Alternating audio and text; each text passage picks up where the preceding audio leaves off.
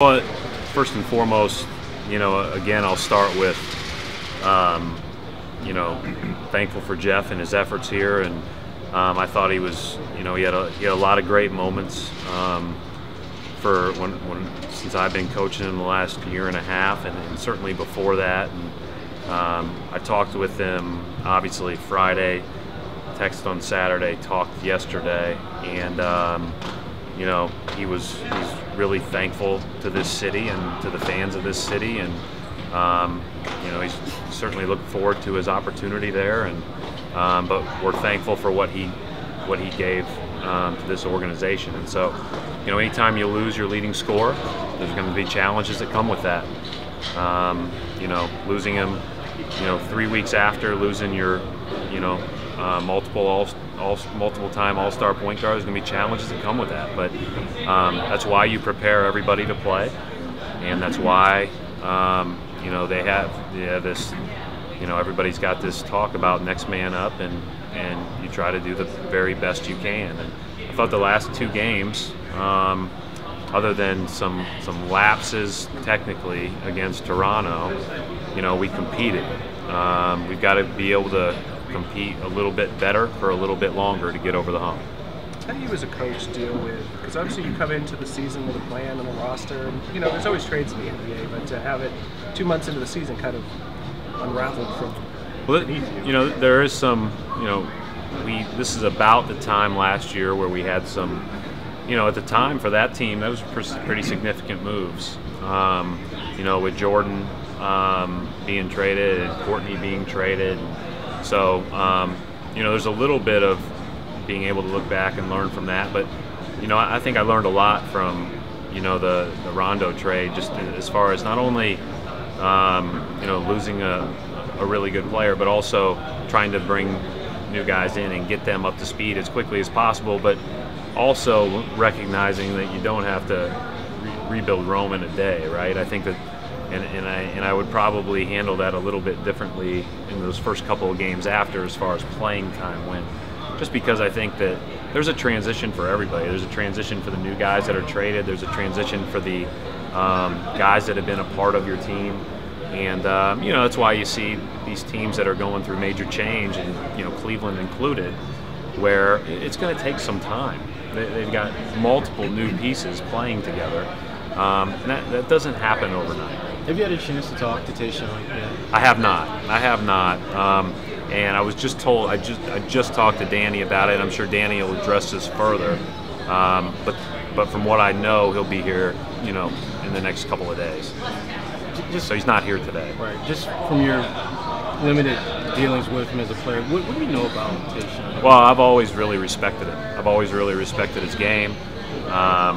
He's a guy that has always impacted the game, especially on the defensive end with his versatility. But he's a really cerebral, crafty offensive player. As an Indiana Pacer fan in the mid-2000s, I still remember that block off the board against Reggie in a big playoff moment. And he's been impactful to winning for a long time.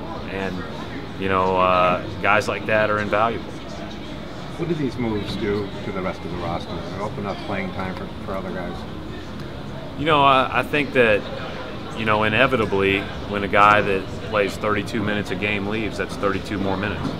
So yes, it does. But still in the same, I think that the biggest thing is that we don't want guys to play. We want guys to play well. And that's something that we've just got to continue to push towards. We've got to get better so that we're not just playing guys because they're the guys that are there to play. We're playing them because they're ready to play well.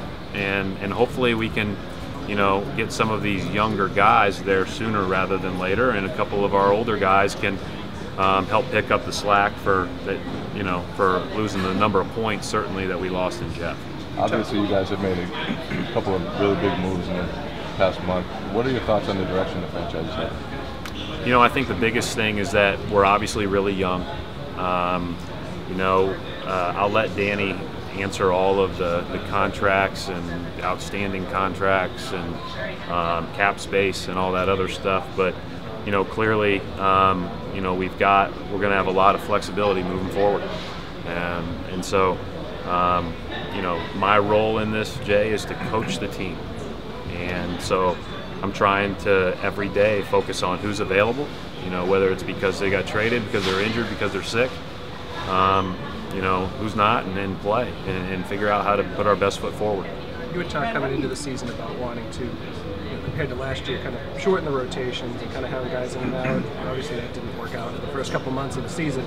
Will this some of these moves maybe help you try to get? They probably. I think eventually, yes. I don't think there's any question about it.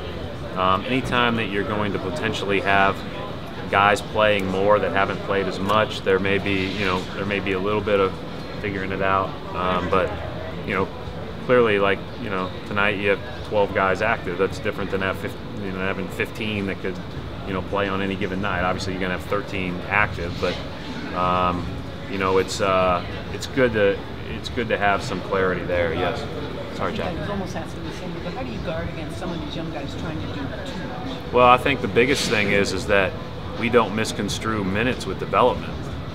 I mean, those two things aren't one and the same, and I think that proper and development is playing really well when your opportunity comes, not playing as much and learning from it, playing poorly and bouncing back the next day, playing great and bouncing back the next day. It's not, somebody's how good they're going to be down the road, can certainly be impacted by the minutes they're getting. But those minutes have to, we have to grow every day on, during these games and away from these games.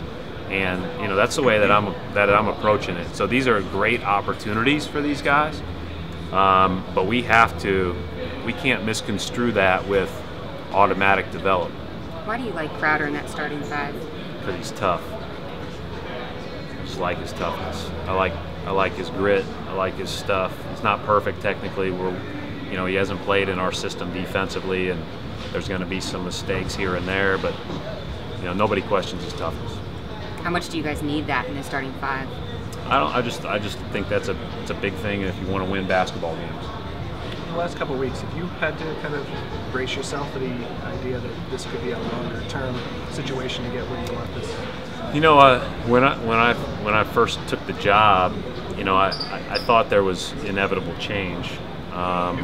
What that meant, I wasn't sure, because I was pretty naive to, I didn't know everything, right? But I think that, right before I took the job, they had just traded two people whose names and numbers are going to be in the rafters. So I knew that there was going to be change inevitable. You never know the timeline for that. And so, I think that a lot of the significant change has probably occurred, right, as far as movement goes. And we have a very young group, and there's a lot of positives to that with opportunity, and there's a lot of things that we're going to have to grow from.